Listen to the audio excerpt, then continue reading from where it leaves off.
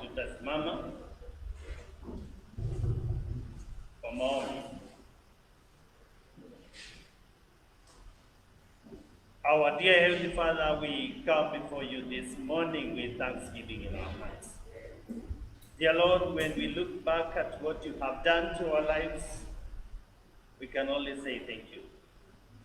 Thank you, Father, because you have provided for us. Thank you because you have given us good health. Thank you, Lord, because, Lord, we have prayed so many things and you have answered. Dear Lord, this day, as we come before you, we know we are sinners.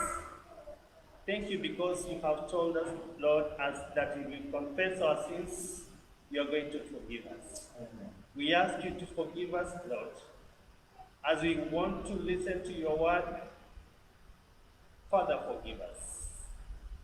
May you sanctify our lives, Lord, that we may be beings that are presentable before thy eyes. Thank you, Lord, for the week that has passed. We want to commit our online viewers to your hands, Lord. Thank you because of the continued support. Dear Lord, we know they have various desires in their hearts, Lord.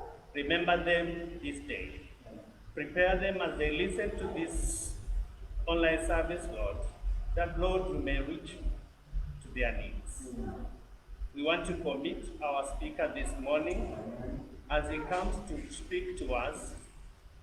Lord, we pray that you will remove what is his and put what is yours. Amen. That, Father, the sermon will be an encouragement to those who are depressed this morning.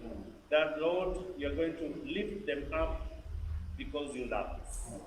We praise you and honor you. For in Jesus' name we pray. Amen. Thank you so much.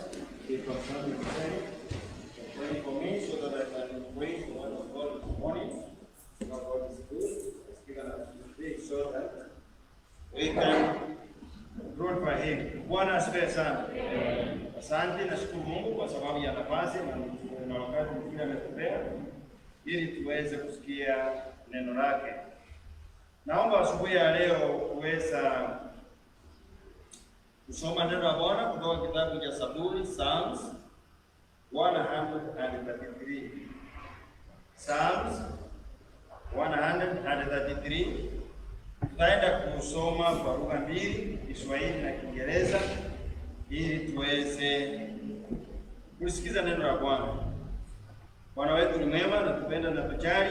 Ametupea siku hii ili tumwabudu na kuweza kufanya yaliyo mapenzi yake. Kwa hivyo Bwana aweze kubariki msikilizaji wangu asubuhi ya leo aliye katika ukumbi huu, na yule atakutana na mahubiri haya kwa njia ya mtandao. Bwana kutende mema. Mchungaji wako ama mhubiri wa asubuhi ya leo ni mchungaji Julius Onamio yangu. Nimeokoka na nampenda Yesu Kristo kuwa mwokozi wa maisha yangu. Alinichagua akanipenda wakati sikukuwa na stahili, na kwa neema yake akaniita katika kazi yake. Mahubiri ya siku ya leo yanakukujia kutoka kanisa la Kibaptisti la Thika Bible Baptist Church Makongeni, na Bwana ataenda kubariki. Psalms, thank you so much. Psalms chapter 133. Behold, how good and how pleasant it is for brethren to dwell together in unity. It is like the precious ointment upon the head that ran down upon the beard, even Aaron's beard, that went down to the skirts of his garment, as the dew of Hermon, and as the dew that descended upon the mountain of Zion. For there the Lord commanded the blessings, even life forevermore. Tazama jinsi ilivyo vyema na kupendeza ndugu wakae pamoja kwa umoja. Ni kama mafuta mazuri kichwani yasukayo ndevuni ndevu ya Aroni, yashuka mpaka upinde wa vazi lake, kama upinde wa Amoni, ushukao mlimani pa Sayuni. Maana ndiko Bwana aliko amuru baraka, naam uzima hata milele. Asubuhi ya leo nataka kuzungumza kuhusu kuishi kwa umoja. Kuishi kwa umoja, live in harmony. Wakati kama huu nchi yetu ya Kenya tunaelekea katika hali ya kuchagua viongozi wetu. Wanasiasa watachibuaka katika hali ya kampeni, katika hali ya kuweza kutupembeleza ama kuhakikisha kwamba tumewachagua katika vio mbalimbali.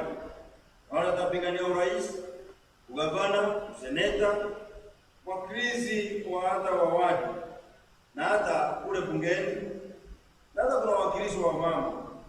Hao wote utawaona wakizunguka hapa na sauti kubwa, kuna microphone kubwa, na watu yale maneno utasikia kutoka kwao ni kusema kuhusu watu wetu, kusema kuhusu kabila letu, kuhusu shamba letu, kuhusu kaunti yetu, hata kuhusu mambo yetu. They talk of our resources. Na hata utasikia wakisema about our interest and not my interest, which is contrary to what the Bible says.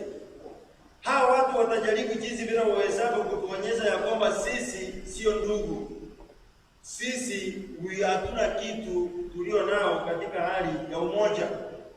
Watajaribu kuongea hata katika lugha yao ya mama, kutuonyesha ya kwamba sisi ni watu wao, ni kabila yao, hata watazungumza kuhusu maslahi yao.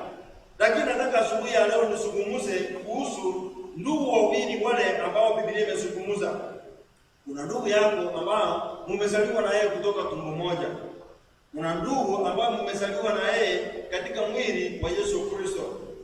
Mahali tumesoma Biblia inasema wazi ya kwamba ni jambo la kupendeza, ni jambo la kutia moyo, ni jambo nzuri wakati wawili ndugu wanaishi pamoja na wanaishi na umoja. Ni jambo la kupendeza. Nataka nione maisha ya ndugu ambaye ni muumini, ambaye Mungu ameweza kukuleta pamoja. Hatambui kabila lako, hatambui watu wako, hatambui ulitoka wapi. Aliye katika nchi ya Kenya, aliye katika South America, aliye katika North America, aliye katika nchi yoyote, bora tu amekiri Yesu Kristo kuwa Mwokozi wa maisha yake, huyo ndugu yako. Ni kwa sababu mumezaliwa katika mwili wa Yesu Kristo. Huyu ni ndugu, ni kwa sababu mumeweza kuwa warithi pamoja katika ufalme wa Mungu. Na ndipo tunaona katika Biblia Paulo mara kwa mara anaita Wakristo ndugu, anawatambua kama ni ndugu yangu, na anaandika barua akisema ya kwamba ndugu. Ni kwa sababu alifahamu vyema akiongozwa na Roho Mtakatifu ya kwamba yeye ameweza tena kuzaliwa katika familia nyingine, ameweza kuzaliwa katika ufalme wa Mungu. Ni kwa sababu yeye ameweza kuokoka. Asubuhi ya leo, ndugu mpendwa, ninataka nikuambie jinsi vile neno la Mungu linasema ya kwamba ndugu yako ambaye ameokolewa, yule ambaye umeunganishwa na yeye katika jina la Yesu Kristo, huyo ni ndugu yako. Na neno la Mungu yasema wazi ya kwamba wanaokaa vyema pamoja, katika ndugu wanaoishi pamoja, wanaokuwa na umoja, jambo hilo linanyanyua, jambo hilo linafurahisha Mungu, jambo hilo linapendeza. Tunapozungumza ya kwamba ndugu wanakaa pamoja, what does it mean? We are in one fold and not scattered. Ni wale watu ambao wako jinsi vile tulivyo asubuhi ya leo. Mmoja ametoka kusini, mmoja ametoka mashariki. Tumeweza kukongamana hapa, tuko pamoja, tunasikia sauti ya mtumishi wa Mungu asubuhi ya leo ikileta neno la Mungu. Sisi tuko pamoja na Mungu mwenyewe. Anasema ya kwamba wakati watu wangu wanaacha shughuli zao, wanaungana pamoja kusikia neno langu, kusikia usia wangu, wakileta sifa kwangu. Neno hilo ambapo tumekuja pamoja, tumeacha kazi zetu, ni neno ambalo linasisimua Mungu. Ni neno Mungu anasema ya kwamba ni jambo nzuri, ni jambo la kupendeza. Ndugu yangu, nataka nikuhimize siku ya leo ya kwamba wewe ambao umeacha kazi zako, umeacha shughuli zako, unaniangalia, unaungana pamoja nami katika njia ya mtandao, uko pamoja nami kwa njia ya mtandao, uko pamoja nami katika ukumbi huu. Wacha nikwambie, hiyo kazi unafanya sio bure, ni jambo ambalo linapendeza Mungu. Mungu anayekaa katika kiti chake cha enzi anapoangalia, anaona huyu mzee,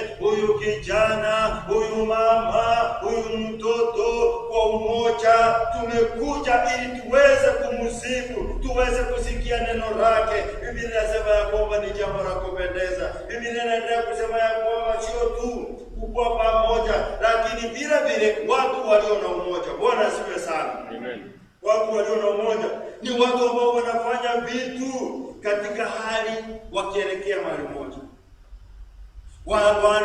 Biblia inasema ya kwamba wana wa Israeli walipofika mahali wakaona ya kwamba wamuone Mungu na wanakataka kumfikia Mungu. Wale watu ni kwa sababu walikuwa na umoja. Biblia inasema ya kwamba wakaweza kutengeneza mnara, wakaweza kutengeneza kila kitu, kilifanya kazi ya ule mnara ikaweza kusimama. Wale watu walikosa umoja katika roho, hawakuwa wanaongea katika lugha moja, sio hawakuwa na umoja katika roho, wanakatawanyisha ndimi zao. Na Biblia inasema wazi ya kwamba wakati wa Kristo, wakati ndugu wanakaa pamoja na umoja, wakati wanafanya vitu vyao katika nia moja, mwelekeo mmoja, neno la Mungu linasema ya kwamba hayo maneno ni maneno mema. Mungu wetu anaokaa katika kiti chake cha enzi, neno la Mungu linasema ya kwamba anapendezwa. Asubuhi nataka nikuulize, je, unapokuwa katika ushirika huu pamoja, je, wewe uko na umoja? Kama uko hapa pamoja nasi na huna umoja, ujue ya kwamba hilo jambo halipendezi Mungu. Tunaposema ni wakati wa kusimama tuingie kwa Bwana wetu, ni Ni wakati tunasimama tuweze kuomba. Ni wakati tunasimama tuweze kuelekeza sadaka zetu. Ni wakati tunasimama na kutembelea ndugu ambao hasikii mzuri. Ni wakati tunasimama tuombe kwa sababu ya hitaji la nchi yetu. Je, uko na huo umoja? Maana kukuwa na umoja ni kufanya vitu katika ushirika, ni kushirikiana. Maneno ya kanisa kushirikiana haitaanza saa hii. Maneno ya kanisa kuwa na umoja haitaanza saa hii. Hili ni jambo linipendeza Mungu, hata ndugu walioshirikiana. Na hata kanisa la kwanza lilikuwa na hiyo tabia ya umoja. Nasi kanisa ya saa hii, kanisa Yesu Kristo alikufia msalabani ili tuweze kumpendeza Mungu, ili tuweze kuyainua Mungu akuwe na furaha. Mungu wetu anapokaa katika kiti chake cha enzi anafurahia, anasema watoto wangu wakubwa kwa wadogo wako katika hali ya umoja na tena wako katika pamoja. Ni jambo la kwanza. Kanisa la kwanza lilifanya nini? Matendo ya Mitume mlango wa 2. Matendo ya Mitume mlango wa 2. Nataka nisome pale ni kwa sababu tuweze kufahamu na kuelewa kwamba hata kanisa la kwanza ilikuwa na hiyo tabia, sio sisi tutaianza. Je, hilo jambo linipendeza Mungu? Ndio. Jambo hilo linaweza kupendeza Mungu. Wale watu ambao walikuwa wameokoka walikuwa pamoja na hilo jambo likamfurahisha Mungu. Matendo ya Mitume mlango wa 2. Tutaanza na mstari wa 44, 45, 46. Na wote walioamini walikuwa mahali pamoja na kuwa na vitu vyote shirika, wakiuza mali zao na vitu vyao walivyokuwa navyo, na kuwawia watu wote kama kila mtu alivyokuwa anahitaji, na siku zote kwa moyo mmoja. Na maneno hayo tunataka uweze kuyasikia. Na siku zote kwa moyo mmoja walihudumu ndani ya hekalu, wakiweka mkate nyumba kwa nyumba, na kushiriki chakula chao kwa furaha na kwa moyo mweupe. Wale watu walikuwa na moyo mmoja. Walipokuwa wakisema ya kwamba ni wakati wa kumwabudu Mungu, ni wakati wa kumwimbia Bwana, ni wakati wa kuweza kufanya kazi ya Bwana, walikuwa na moja. Neno la Mungu linasema katika kitabu cha Zaburi mlango wa 133 na mstari wa kwanza. Neno la Mungu linasema wazi ya kwamba ni jambo la kupendeza, ni jambo la kufurahia, ni jambo la kuyainua Mungu moyo wakati watu wako wanafanya nini? Tazama jinsi ilivyo vyema na kupendeza. Tazama ni jinsi gani ilivyo vyema na kupendeza machoni pa Bwana, wakati ndugu wakae pamoja kwa umoja. Ndugu, asubuhi ya leo nimekuja kukuhimiza katika jina la Yesu Kristo.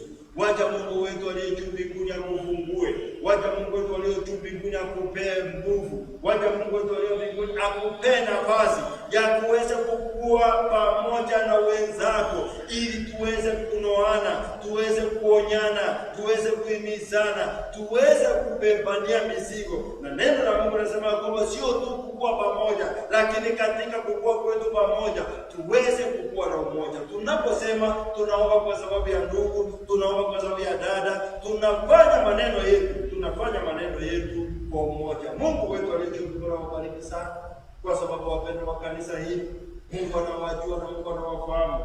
Tumekuwa na moyo wa pamoja, tumekuwa na moyo wa umoja. Tumeacha kazi zetu na shughuli zetu, tumekusanyika hapa ni kwa sababu tunataka kumsifu Bwana, ni kwa sababu tunataka kusikia neno la Bwana wetu Yesu Kristo. Maneno haya tuyafanye kwa umoja. Usikuwe na divisions, usikuwe na kutengana, tuweze kukua na umoja.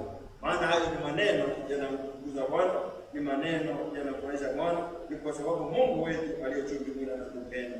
Tunaendelea kuona ya kwamba maneno hayo yanafananishwa na mafuta. Mafuta yanayomwagika kutoka kinywani mwa Aroni. Nilikuwa nikiangalia ni jinsi gani mafuta yanatiririka, ni jinsi gani mafuta yanamwagika mahali popote yamemwagika. Mafuta haya yapigani, mafuta haya yagombani. Unaona mafuta yamemwagwa kwa njia ya utaratibu, yanateremka. Neno Mungu anasema ya kwamba yakapitia katika ndevu ya Aroni. Ndevu hizi hazikuwa fupi, zilikuwa ndevu. Mafuta ikateremka. Mafuta ikateremka ikaenda kule chini kwa upinde. kwa njia ya utaratibu, kwa njia ya ukiungwana, kwa njia ambao ilikuwa ni njia ya kufurahisha. Haikuwa inapigana, haikuwa inagombana, haikuwa inaweza hata kushindania kwa njia moja ama ingine. Na ni kwa nini sisi watoto wa Mungu, kama vitu ambao havina uhai, kama vitu ambao hazikuwa kwa mfano wa Mungu, neno la Mungu linasema ya kwamba sinafanya kwa utaratibu, sinafanya kwa ungwana.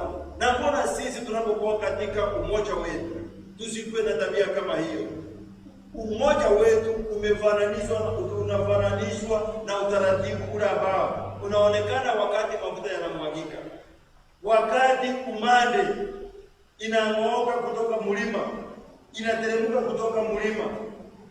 Nimefanikiwa kupata nafasi ya kuangalia mlima asubuhi, wakati tuwe na watu asubuhi, unaona ya kwamba it is full of fog, lakini wakati tuwe na watu, kwa utaratibu inatapakaa, kwa utaratibu inaenda, and finally unaona ya kwamba kule mlimani juu imepungua, inateremka mpaka hapa chini, inakuwa na utaratibu.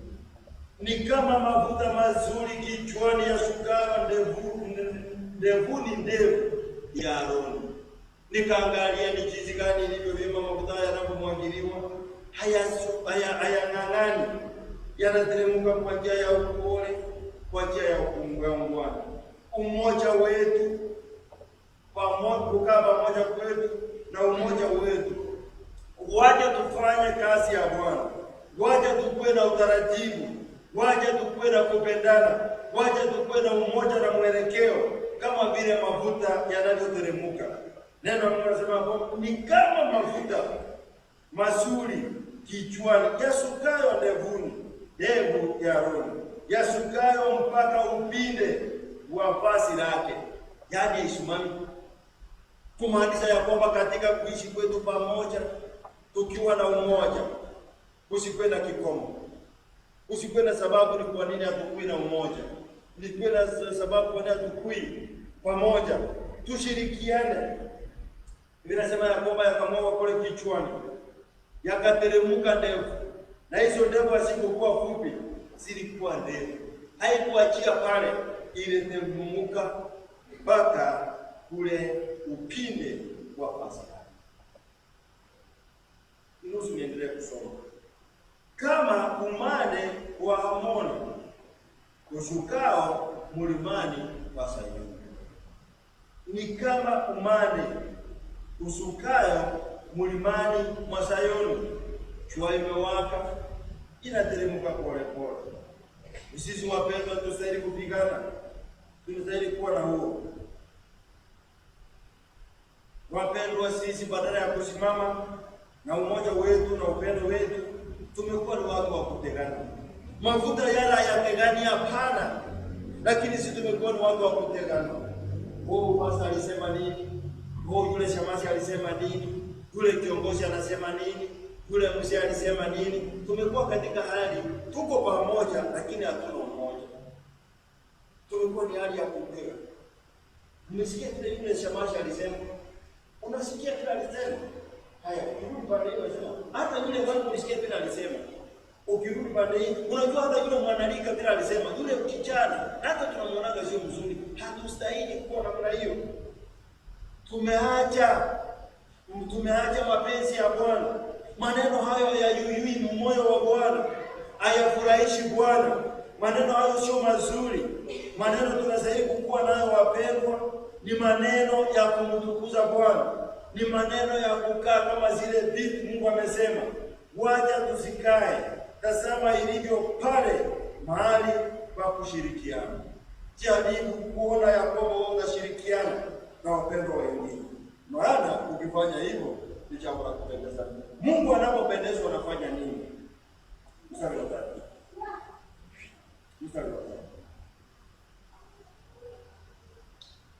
Maana ndiko Bwana aliko amuru baraka, mahali ndugu wanakaa pamoja kwa umoja. Neno la Mungu linasema ya kwamba Mungu wetu aliye juu mbinguni, Mungu wa mbingu na nchi, Baba wa Bwana wetu Yesu Kristo, anaamuliza baraka. Wapendwa, tumekaa katika hali ya kung'ang'ana, tumehama makanisa, tumebadilisha wachungaji, tumeweza kunena vibaya kuhusu kanisa. Shida sio kanisa. I always say that the problem is not the church. Kanisa imejengwa na Mungu. Shida ni sisi. Tumekimbilia ufagio, tumekimbilia vitambaa, hapo utakaa. Hapa utaona mafuta, hapa utaona ufagio, hapa utaona kitambaa. Kama unataka Mungu aweze kubariki, kaa na umoja, kaa pamoja na watu wengine vile neno la Mungu nasema. Bwana asifiwe sana. Neno la Mungu linasema ya kwamba maana ndiko Bwana alikoamuru baraka. Wapendwa, tunataka kubarikiwa. Tunataka tuwe na afya nzuri, hiyo ni baraka. Tunastahili kuwa na jamii nzuri, watoto wanaokuja, hiyo ni baraka. Tunastahili kuwa na nyumba nzuri, hizo ni baraka. Tunastahili watoto wetu wasome sana, hizo ni baraka. Tunastahili kuwa na yale maneno yote, name them. Lakini sisi wenyewe ndio tumezuilia baraka zetu. Sisi wenyewe ndio tumezuilia baraka zetu. Neno la Mungu ni wazi ya kwamba tunapokaa pamoja na umoja, Mungu anasema mahali wawili wa watu wanakuwa hapo. Akaibali mahali wawili watatu wanakusanyika kwa jina langu, hapo pale. Lakini tunapokusanyika kama kanisa, tunapokusanyika kama ndugu, kama hatuna umoja, Mungu hayuko pale. Mungu wetu hawezi kujidanganya. Yeye ni wa kweli. Yeye jinsi vile amesema. Jinsi vile ameamuru. Lakini watu wa Mungu, Mungu aliye juu mbinguni atusaidie sana. Mungu aliye juu mbinguni atushike mkono. Mungu aliye juu mbinguni atufungulie kupitia neno lake. Tuweze kuona ni jinsi gani tunastahili kumwangalia baraka za Bwana. Angalia ni jinsi gani uwezavyo. Unaweza taka wewe kukua na umoja na mtu, lakini mtu bado anaendelea kukusukuma. Tafuta njia ili uweze kuleta karibu, muweze kukua na umoja. Ukijua ya kwamba mimi ninafanya hivyo, sio kwa sababu mimi ni mnyonge, sio kwa sababu mimi ni mjinga, sio kwa sababu mimi sielewi maneno, ni kwa sababu nataka Mungu aweze kunibariki. Bwana asifiwe sana. Watu wengine wamechukua vibaya. Hawataki watu wakuwe na umoja, kwa sababu wanatakia maneno yao. Maneno yao hayadumu. Maneno yale yanadumu ni ya Mungu. Maneno ambayo yataishi milele na milele ni ya Mungu. Ukimalizia hiyo mstari wa 3, Biblia inasema ya kwamba maana uzima hata milele. Lengo ya kwamba baraka zile Bwana ataleta katika maisha yetu tutakapoishi pamoja ni ya kwamba tutubariki hapa duniani 100% na ufalme wa Mungu milele na milele.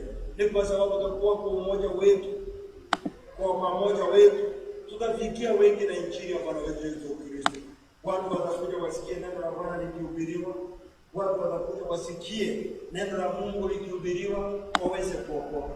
Hawa watu wakiokoka katika ufalme wa Mungu, watu watakuja. Hawa watu sio tu hapa peke yake tutakaa pamoja nao.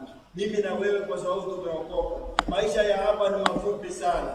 Maisha ya hapa ni machache, lakini kwa sababu tunahitaji vitu hapa duniani, tunataka Mungu atubariki nazo. Hatupe gari nzuri, nyumba nzuri, hatupe mashamba, hatupe familia ya kupendeza, hatupe kanisa nzuri, hatupe mchungaji mzuri, hatupe viongozi mzuri. Hizo ni baraka. Lakini tusisahau ya kwamba baada ya maisha haya tuko na uzima wa milele kule mbinguni. Wapendwa, tutafute kumpendeza Bwana kwa kukaa pamoja. Tutafute kwa kupendeza Bwana kwa kuishi na umoja. Asubuhi ya leo nataka kukusika katika jina la Yesu Kristo ya kwamba uweze kuwa na moyo wa kutafuta sana wale watu ambao Mungu ameleta katika maisha mwako, ndugu yako, uweze kuishi pamoja na yeye. Sio tu kuishi pamoja, bali uweze kuishi pamoja na yeye na umoja.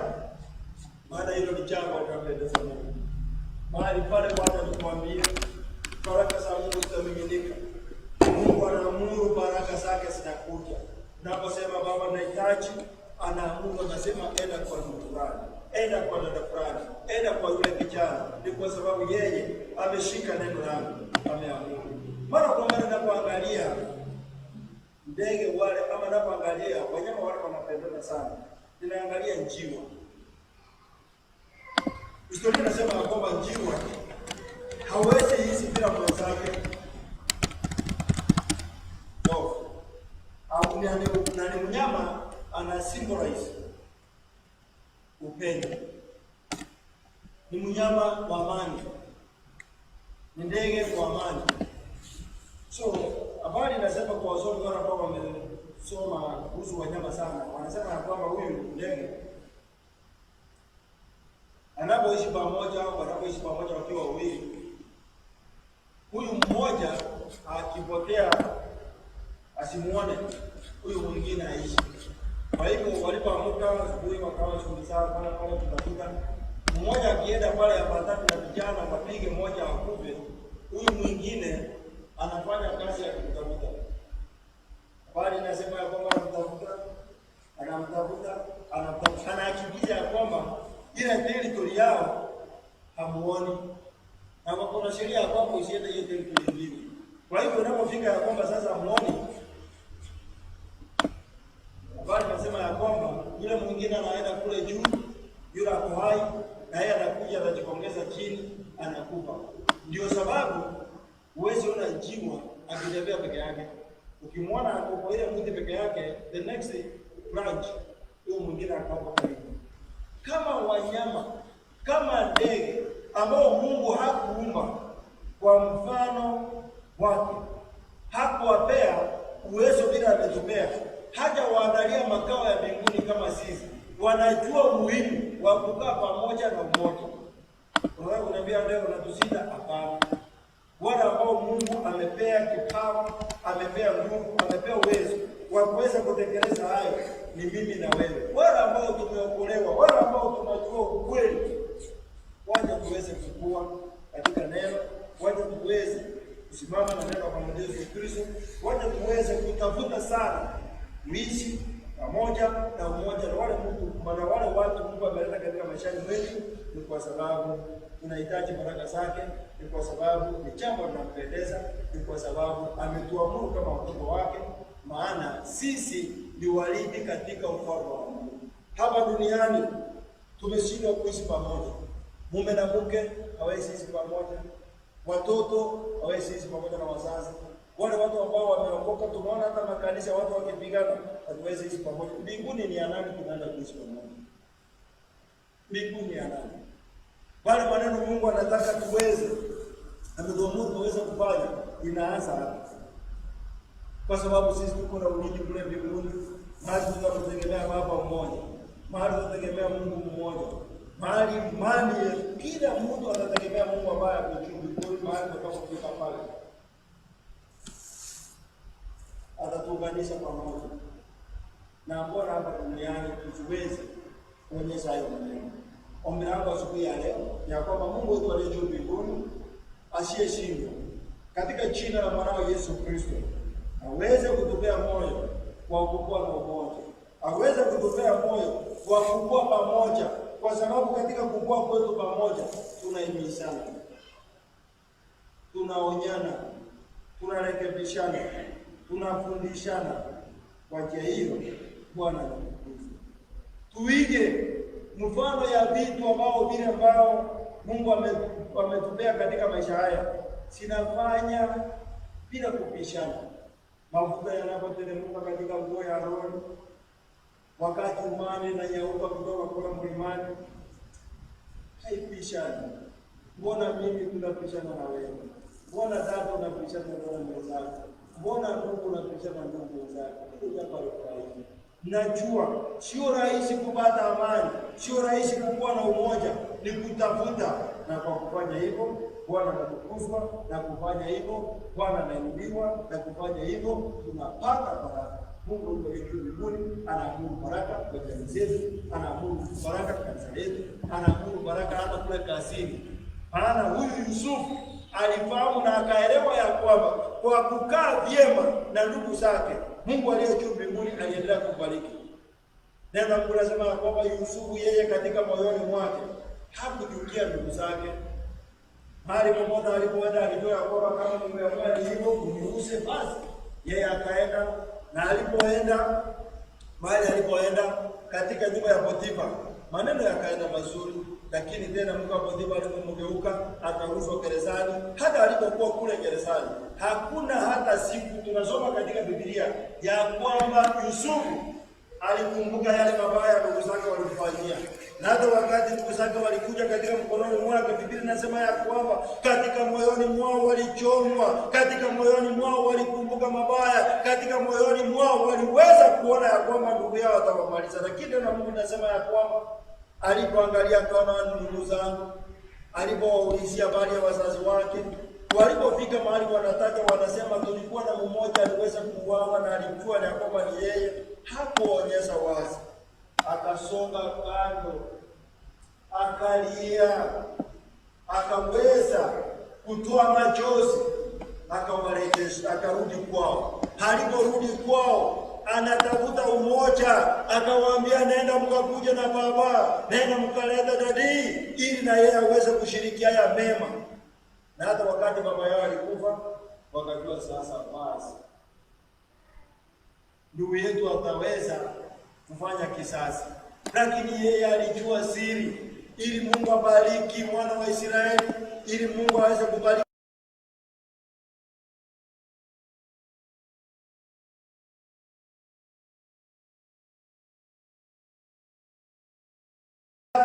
neno. Mungu anasema kwamba hata akaenda kwa mfalme, akaongea na mfalme. Mfalme akamwambia, angaliani mahali gani pazuri, elekeza ndugu zako pale. Wakapelekwa mahali kulikuwa na nyasi, mahali kulikuwa na maji, wakalisha mifugo zao pale. Wakaendelea kukaa pale, wakaendelea kuishi pale. Yusufu aliwafanyia ndugu zake mema. Walipokuja na hela kununua mahindi, kununua chakula, neno la Mungu nasema ya kwamba kila mmoja akarudishiwa pesa zake kwa gunia yake. Yusufu alijaribu ni jinsi gani nitakaa pamoja na hawa ndugu zangu, na hata sio tu kukaa pamoja, tena tukae pamoja, ili aliwaleta waishi pamoja. Neno la Mungu nasema kwamba yule mtoto, yule kijana, yule ambaye alikuwa ameinuliwa aliweza kubarikiwa, aliweza kutendwa mema, mpaka mtoto yake, mpaka watoto wake. Biblia inasema ya kwamba waliweza kuhesabiwa katika kabila 12 sababu hizi. Wapendwa, Mungu wetu aliye juu na kutenda mema. Mungu wetu aliye juu na tusaidie.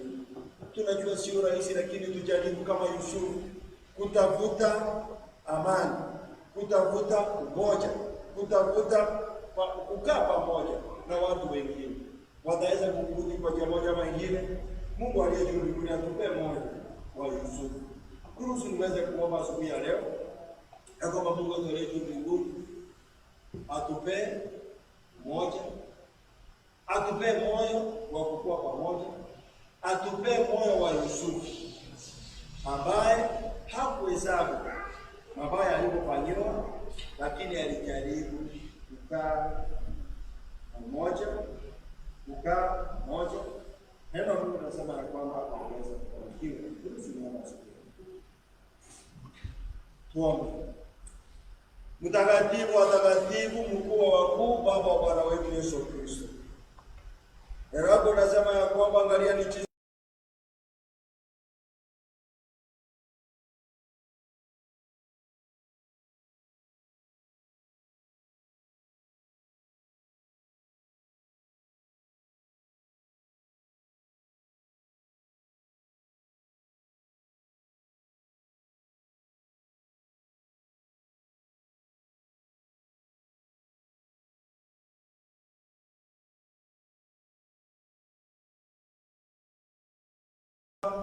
ndugu kukaa pamoja na umoja na kukupendeza.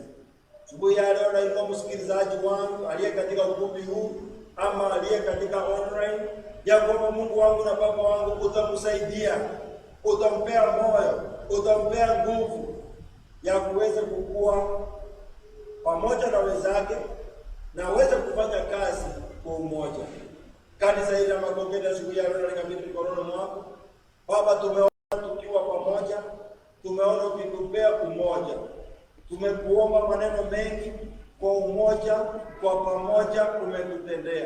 Na asubuhi ya leo kama kanisa tunajikabidhi mkononi mwako, tukikuita ni kwa sababu ya kila familia inawakilishwa hapa. Baba, naiombea umoja, ninaiombea uponyaji, ninaiombea ushindi, ninaiombea kuinuliwa na wewe, ninaiombea kutetewa na wewe, ninaiombea Mungu wetu na kuweza kubarikiwa na wewe. Ni kwa sababu ni wewe peke yake ulio na uwezo wa kwa jamii zetu. Sisi umetuweka pale tuweze kutekeleza yale ambayo umetufanya. Na asubuhi ya leo katika jina la mwana wa Yesu Kristo, tupe nguvu ya kuishi pamoja na wenzetu tukiwa na umoja. Asante kwa sababu ya kila mmoja ambaye amenisikiza katika ukumbi huu, na hata yule atakutana na mahubiri haya katika mtandao. Umtende mema, umkumbuze kutekeleza yale Mungu wetu na Baba wetu umetuagiza tufanye asubuhi ya leo. Tuomba katika jina la mwana wa Yesu Kristo ya kwamba baraka zako usiamuru katika familia zetu. Tunakuhitaji katika hali ya uponyaji, tunakuhitaji katika hali ya biashara, tunakuhitaji katika hali ya kazi, tunakuhitaji katika hali ya ulinzi, tunakuhitaji katika hali ya amani na upendo. Mungu wetu, tupe moyo wa kupendana kama nchi, kama familia, kama kanisa na kama watenda kazi pamoja, hata wanabiashara pamoja. Kanisa hili tunakabidhi mkononi mwako mara nyingine, nikiomba kwa sababu ya kila jambo linaendelea hapa. Endelea kutulinda nchi yetu ya Kenya. Tunalia kwa sababu ya ugonjwa wa corona. Baba wetu na Mungu wetu, tusaidie kuweza kupigana, kushinda shida hii, tukijua ya kwamba wewe ndiye mwema, uko na mpango mzuri.